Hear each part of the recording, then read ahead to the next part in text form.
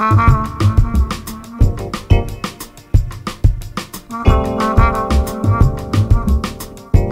vamos a dar lugar al turno de preguntas.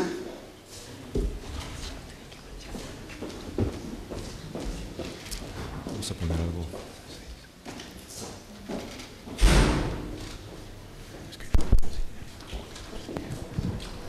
Hola, yo me llamo Yue y muchas gracias por vuestra presentación, me ha gustado mucho, o sea, por ambas partes.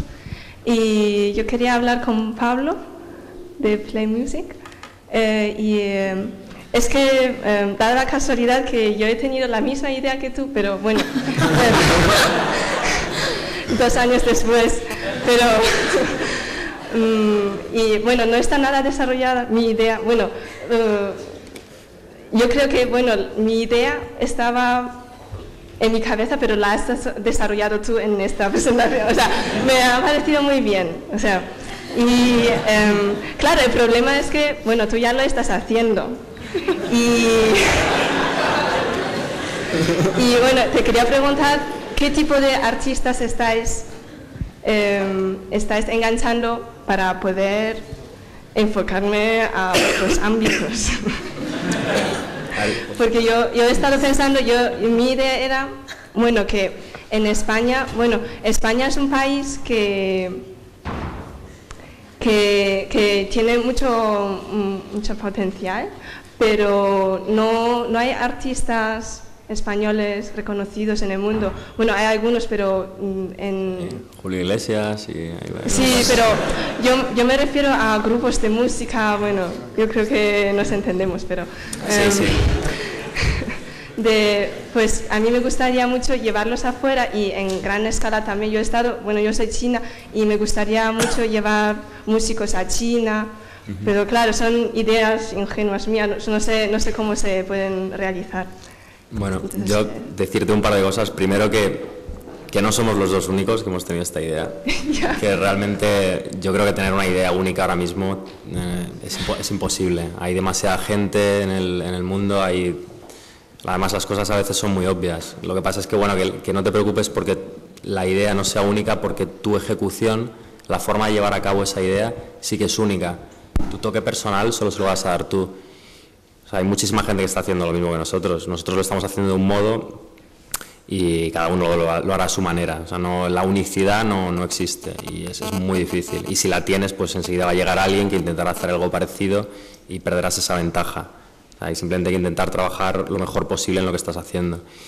¿Y en qué grupos nos estamos centrando? Nosotros nos centramos en grupos que están empezando, en artistas que empiezan ahora su carrera por temas de derechos de autor y porque es mucho más fácil generar comunidad alrededor de grupos emergentes que tienen el lazo con su entorno es mucho más fuerte.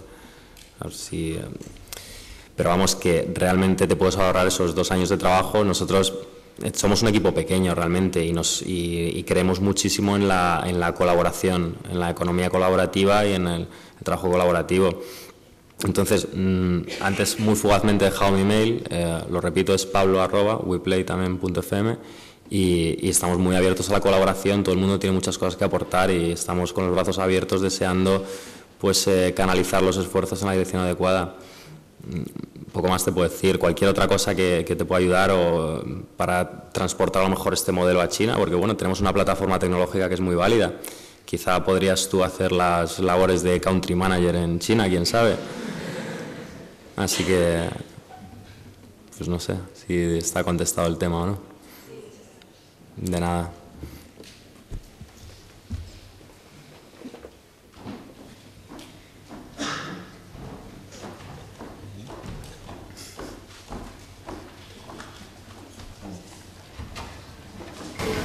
Hola, buenas. Lo primero, dar las gracias, felicitar por vuestras ideas y por vuestras empresas que tienen muy buena pinta. Os quería preguntarte por una cosa. Igual has comentado que estáis con grupos que están empezando, pero me imagino que la idea es seguir a grupos más grandes. Entonces, ¿cómo plantean la relación con el tema de los derechos de autor y la Sociedad General de Autores y todo este tipo de temas tan controvertidos? Es un tema delicado, pero en el fondo, es decir, nosotros lo que nos resulta muy importante es generar comunidad, porque si no, no tiene ningún valor lo que estamos haciendo. Una vez llegados a ese punto, lo más que podemos hacer es una serie de derechos que nos deberían ceder para poder explotar su obra, comunicación pública, derechos de reproducción y tal, Entonces la relación la tenemos que establecer, pues si nosotros sacamos dinero de nuestra plataforma, pues tendremos que repartirla en función a los cánones que marcan las GAE. Si los artistas han cedido los derechos a las GAE, posiblemente cuando demos el paso a tener artistas más mayoritarios, lo que tendremos que hacer es o bien alcanzar acuerdos con quienes posean esos derechos, o bien no publicar la música de los artistas que no posean sus propios derechos. Veo muy difícil que podamos encontrar un punto de equilibrio como para pagar lo que pide las GAE de Canon. Es bastante dinero, son bastante exigentes en ese sentido, y que complicado. O si no, adaptarlo y hacer una plataforma de venta. Es decir, no puedes escuchar esta canción, puedes escuchar a lo mejor 30 segundos, un minuto. Veremos, queda todavía camino para eso y seguro que surgen otro montón de cosas y en el momento ya veremos lo que hacemos. Los planes luego siempre se vienen abajo. Gracias.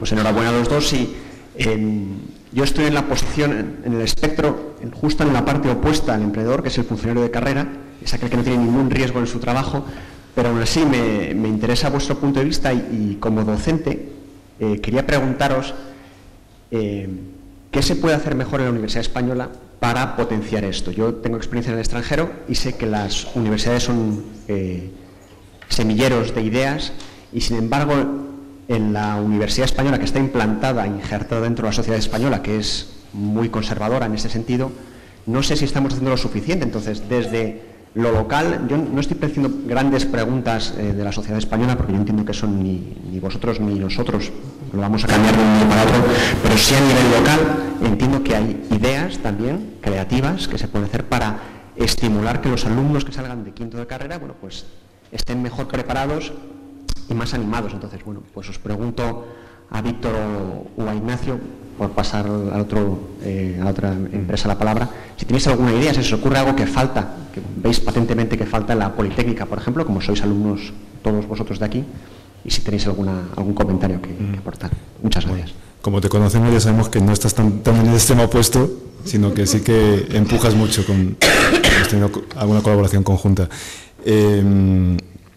Pues es verdad que por un lado hay siempre un mensaje de los políticos que hay que colaborar con las universidades y hay que hacer todo esto desde el punto de vista de la empresa, y a las universidades le dirán lo mismo con la empresa.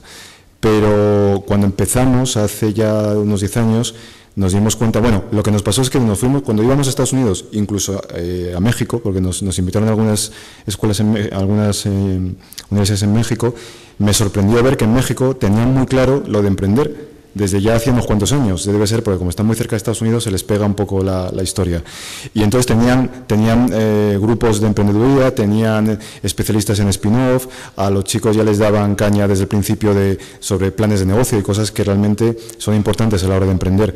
Y aquí no había nada hasta que empezamos a ver grupos que empezaron a despertar, y uno de los primeros fue el grupo de emprendedores de la UPM. Hemos visto que luego ya todo eso ha ido despertando, se ha aparecido el Día del Emprendedor. Entonces es verdad que hay un movimiento, pero que ese movimiento en principio yo creo que es clave para por lo menos concienciar que lo de emprender se puede hacer, que no. Yo me acuerdo que al principio íbamos a charlas en las que el tema era cómo hacer un buen currículum. Y dice, bueno, como hay que pintarlo de azul, de verde, hay que ponerlo apaisado, y bueno, a lo mejor hay también que presentar un plan de negocio o presentar una idea. Entonces realmente esas cosas que al principio eran totalmente inexistentes ya están en marcha. O sea que yo creo que ha habido un avance.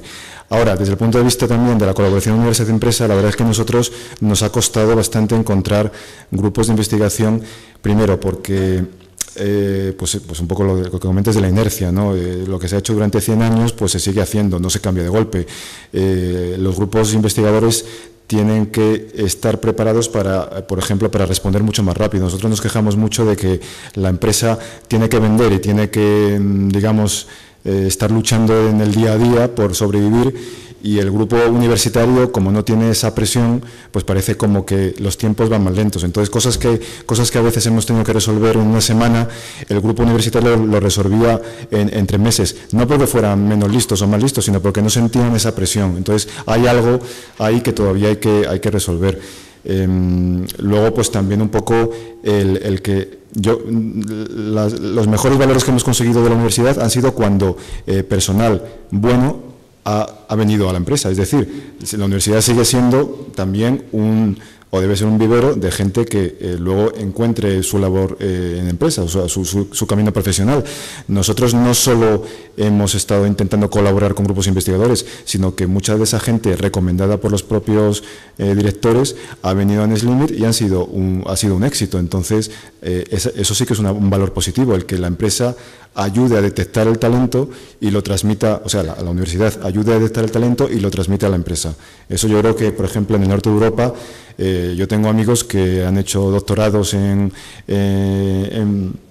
Suecia, en Finlandia, que estaban perfectamente becados con un buen sueldo por las empresas, pero es que luego la empresa se quedaba con esa persona porque era el talento que quería mantener. Entonces, digamos que es un poco que las dos partes se deben entender un poco mejor, pero sobre todo la universidad tiene que hacer un esfuerzo por saber, por intentar transmitir ese valor que la empresa necesita para sobrevivir, porque al final hablamos muchas veces de eso, de que hay que sobrevivir, y el funcionario, la universidad, todas esas inercias pues van un poco en contra de ese criterio, y hoy en día hay que ser muy rápido y a veces tirarse al cuello y decir, bueno, esto hay que resolverlo esta noche como sea, y cosas de estas que desde la universidad son más lentas, ¿no? Bueno, no sé si ayuda un poco.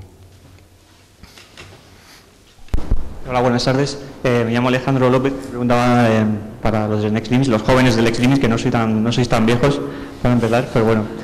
Oyéndoos hablar sobre la evolución de la industria cinematográfica y lo rápido que avanza, la reflexión más inmediata que hago, sobre todo la reflexión, es si creéis que en un futuro, en vista de cómo van los videojuegos, habrá actores. O sea, si realmente si seguirán siendo necesarios o si se podrán simular también, como ya creo que hay por ahí alguna... Eso es una pregunta para Ignacio, que es más visionario que yo.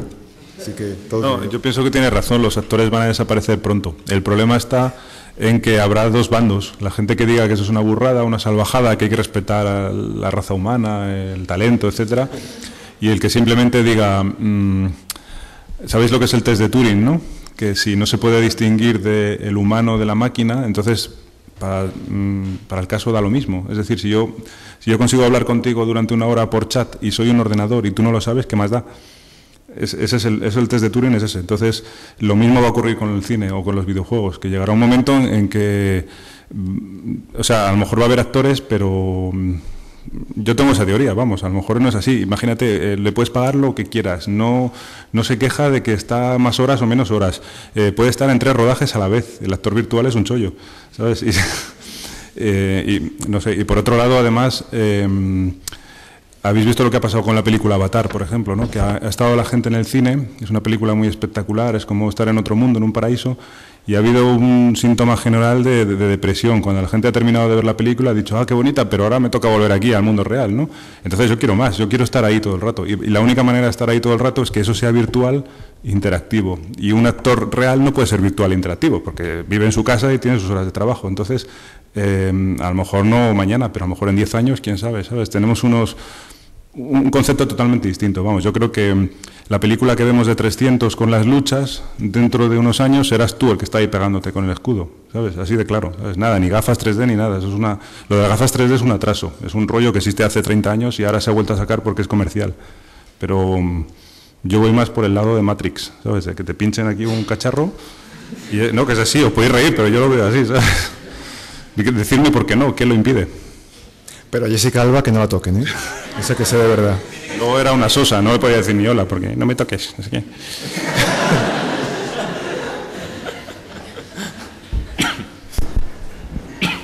Hola, muchas gracias por compartir con nosotros vuestras ideas y el conocimiento, porque la verdad es que es bastante enriquecedor. Y yo quería preguntar a Pablo que cómo...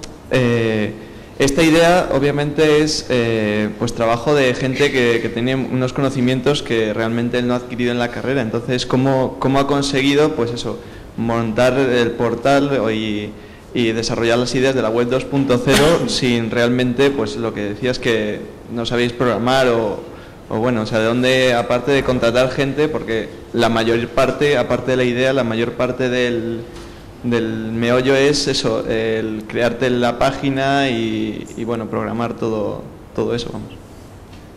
Pues la verdad es que si hemos podido hacer esto, podéis hacer cualquier cosa, porque vamos, no teníamos realmente ningún conocimiento. De todos modos, sí que es verdad que somos usuarios de Internet, en el fondo somos, como dicen ahora, nativos digitales, hemos visto miles de páginas web y todos un poquillo sabemos lo que queremos, o sea, la forma de enfocarla ya es muy personal. Y el trabajo programar al final no lleva tanto tiempo, o sea, es complicado, pero lo realmente difícil es definir bien el proyecto, hacer unas buenas especificaciones, mantenerlas en el tiempo, no cambiarlas constantemente y planificarlo. Realmente no hemos dado ningún tipo de formación al respecto, no nos han enseñado nada. Gente que ha trabajado en el proyecto son novatos, no tienen experiencia previa. No es tan difícil, es echarle horas y muchas ganas, mucha ilusión. Sí. Bueno, yo quería hacer una pregunta en general sobre lo que es emprender, ¿no? Yo creo que el problema que tenemos aquí en España a lo mejor puede ser la cultura que tenemos. En general ahora hay más gente emprendedora, más gente que quiere hacer cosas y es más desde el nivel de la universidad, pero ¿no creéis que a lo mejor hay que fomentar esto desde más abajo? Yo creo que hay demasiada importancia de las materias, por ejemplo, en los colegios que son útiles, matemáticas, lengua, y abajo están todas las que son creativas. ¿No crees que hay que fomentar un poquito la interacción entre todas las demás materias para fomentar la creatividad, todas estas cosas? Yo creo que lo de emprender es un poco curioso porque en España hay muchos autónomos y los autónomos normalmente son gente que está emprendiendo de alguna manera. Por ejemplo, el que monta un taller está emprendiendo y eso ha sido clásicamente, es decir, yo a veces digo, bueno, no somos tan malos, ¿no? O sea, lo que pasa es que ha habido una cultura más clásica de emprender que ahora puede que con el cambio que ha habido tan rápido en el mundo se esté quedando parada, obsoleta, porque claro, mi padre emprendió con una tienda de muebles, pero eso ahora se va a IKEA uno y lo compra y tal, entonces el mundo va cambiando. Es verdad que ahora hay que emprender, o sea, tenemos que seguir emprendiendo. España ya posiblemente emprendía mucho a otro nivel, pero hay que emprender con otra visión que es más global, es más basada en el conocimiento, en las tecnologías. Pues sí, a mí, por ejemplo, me parece un poco curioso cuando sale en la televisión que emprender es poner una floristería. Bueno, me parece muy bien, pero también hay que emprender de otra manera. No solo se trata de abrir una tienda en la calle. Hay que emprender también desde el punto de vista del conocimiento, porque eso es lo que también nos da valor como país. Cuando tú montas algo que te da un comercio local, pues tiene cierto valor, ¿no? Y obviamente a mi familia le ha dado de comer, pero hoy en día lo que se necesita es competir a nivel internacional. Entonces, claro, la emprendeduría se hace mucho más sofisticada y compleja y hay que estar mucho más arriba en la cadena de valor. Pero bueno, yo creo que el concepto de emprender sigue siendo algo un poco común, un sustrato común, que es tienes que lanzarte a aventuras, tienes que buscar tu propio camino y no depender tanto de los demás, ni intentar, eso que dicen, ¿no?, que todo el mundo quiere ser funcionario, eso sí que no es emprender, y con respeto a los funcionarios que hacen falta, pero no es emprender. Entonces realmente tenemos que fomentar esa cultura desde el punto de vista creativo, tecnológico y desde todos los ambientes. Claro. Yo quería añadir que sí que hay algunas iniciativas por parte de la Comunidad de Madrid para potenciar el emprendimiento ya en los chavales más pequeñajos, a nivel un poquito más imaginativo y tal. Y que lo de emprender ya no es solo tema de la universidad y tal, sino es muy social. O sea, yo creo que igual dentro de 10 años, 20 años, vamos, yo en mi familia es que no hay ni un solo emprendedor. Si lo hubiese habido, quizá hubiese emprendido antes. Hola. Buenos días. Es una pregunta de la psicóloga de nuestra escuela. Lo que pasa es que no tiene voz para hacerla. Bueno, al hilo de la última pregunta, que al principio cuando un emprendedor arranca lo hace con muchos miedos. En este caso, ¿cuáles son los más comunes? ¿Cuáles pensáis que son los más comunes? ¿Y cuáles serán los vuestros, los de ambos? ¿Y cómo se lucha contra ellos? No sé, yo creo que hay muchos en común, ¿no? Por ejemplo, primero el no saber cómo empezar, o sea, qué hay que hacer, cómo se monta una empresa, ¿no? Cosas de información general, que ya también está mejorando un poco, ¿no? Aunque todavía lo de montar una empresa sigue siendo un poco aventurero, porque tienes que entender, oye, ¿por qué hace falta un notario y un registro y un tal y un cual? Y nadie te lo ha explicado. Lo gracioso de estas cosas es que a veces te encuentras con cosas que son muy importantes de saber y no te las han contado en el colegio, ni en la escuela, ni en ningún sitio. Y dices, joder, pues si me hubieran contado esto, me habría ahorrado unos cuantos problemas diarios, ¿no? Entonces muchas veces es el desconocimiento que hace que dudes mucho, ¿no? Y ahora, ¿esto cómo se hace, no?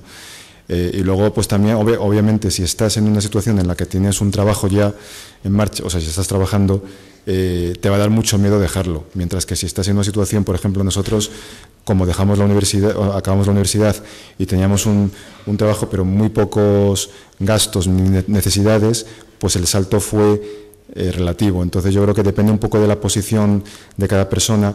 Por eso insistimos, cuanto antes mejor, porque hay menos miedos, cuanto más tiempo se tarda, más acumulación, más cargas tienes en la espalda y eso hace que aumente mucho el miedo.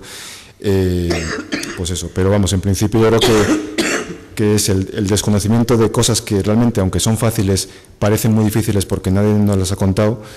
Y segundo, pues el propio medio interno, o sea, el circuito en la cabeza, sí, eso será de tu parte, ¿no? El circuito que te dice que vas a fracasar y que eso no va a funcionar, ¿no? Entonces, ese es el circuito que a veces hay que intentar no anular del todo, porque a veces el sentido común es necesario, pero hay que acallarlo un poco porque lo primero que te dicen es, no, mira, si tengo un sueldo asegurado y tengo esto, pues bien, ¿no? Y hay un circuito que te lanza la aventura y hay otro que te dice que estés quieto y no hagas nada raro. Entonces es un poco hacer más caso a uno que a otro, ¿no? Claro. Podrías usar un poco lo del eslogan de Nike, ¿no? De Just Do It. Pues hay que hacerlo, si no, si estás pensando 6 años no tiene sentido, ¿sabes? Simplemente hay mucha gente que no lo hace porque piensa que no va a saber. Y yo creo que si tú ya le estás dando vueltas a la cabeza a esa idea es porque vales, ¿no? Si tu futuro no es poner una pescadería, no estás pensando por la mañana en poner una pescadería, ¿no? Pero si quieres montar una web de algo o hacer una empresa y estás todos los días dándole vueltas, es porque en algún sentido vales para eso, entonces hazlo. Yo estoy de acuerdo también. El mayor miedo es el coste de oportunidad. Lo que dejas de hacer cuando estás haciendo esto, el miedo al fracaso, y vamos, lo tengo reciente, el tema de, pues, realmente si esto va a llegar a algún sitio o no estaría mejor desarrollando mi carrera profesional o no pagando un precio personal tan alto como estoy pagando y he pagado, que ha sido así. A renunciar a un montón de cosas, comodidades que tenía antes, que ahora no tengo, tiempo, ocio, relaciones personales, un mogollón de cosas.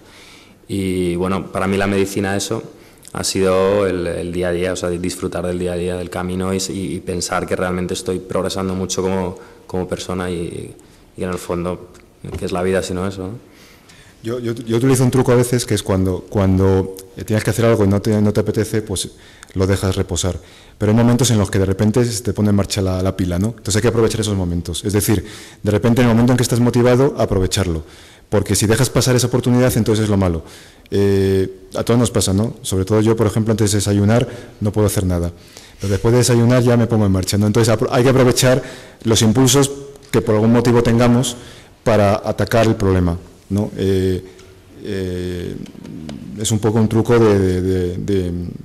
que yo uso, ¿no? Aprovechar el momento, ¿no?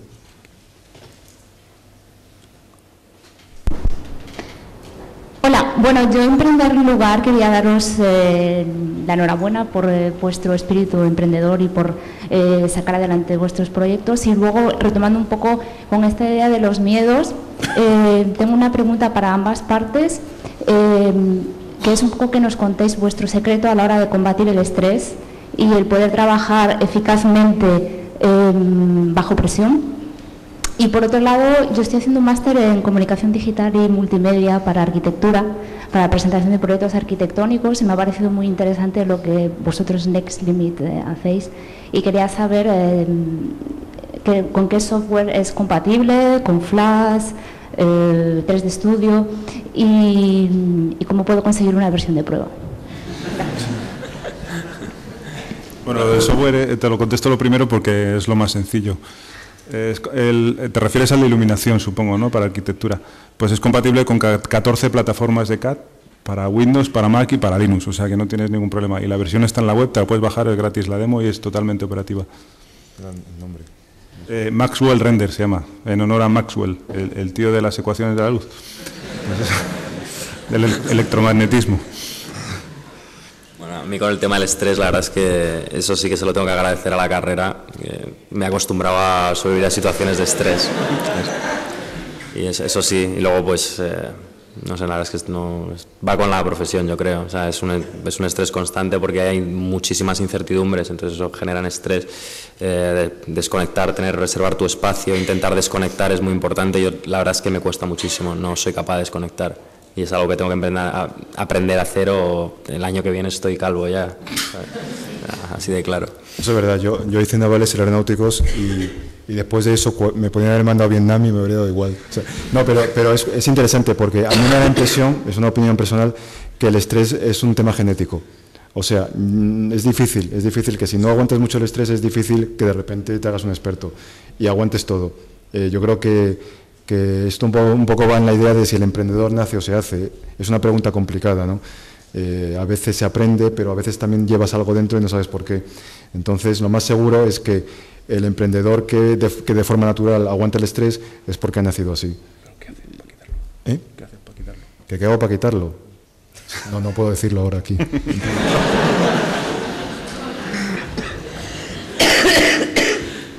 A mí me gusta hacer cosas con las manos, pero me refiero a manualidades, ¿no? Cosas. Porque esto es todo muy virtual, ¿no? Desde los planes de negocio hasta las hipotecas, hasta los softwares, es todo demasiado intangible, ¿no? Entonces, pues el lado opuesto es ir a casa y construir un mueble, arreglar un coche, tirar una pared, eso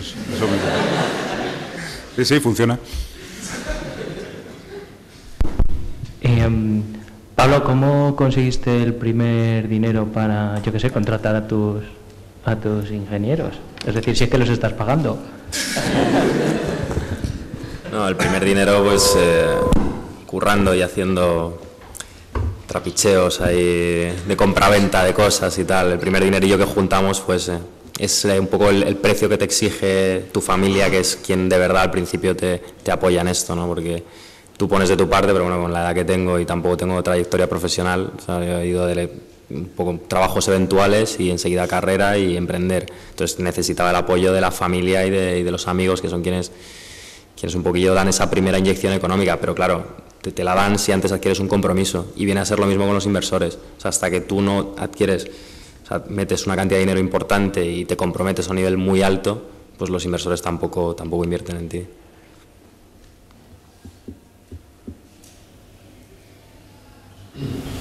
Me gustaría preguntaros a Pablo primero si tiene pensado acabar la carrera y luego no sé cómo.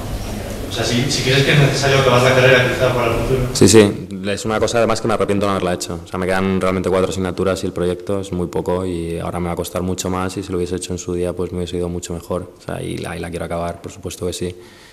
¿No pensarías a lo mejor que hubiese sido mejor dejarlo antes y a ver...? No, realmente no. O sea, porque quizá a lo mejor hubiese sido...